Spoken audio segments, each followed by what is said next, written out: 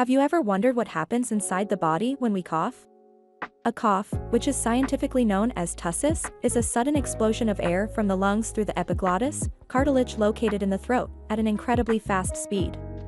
This voluntary or involuntary act is one of the body's mechanisms to clear the throat and breath passage of foreign particles such as microbes, irritants, fluids, and mucus. Once the coughing reflex is triggered by a foreign particle, the nerves become stimulated that sends a signal to your brain. The brain then tells your muscles in your chest and abdomen to push air out of your lungs to drive out the irritant. A fun fact is when being compared to a baseball hit at 85 miles per hour, coughing is estimated at a speed of 100 miles per hour when being expelled from the lungs.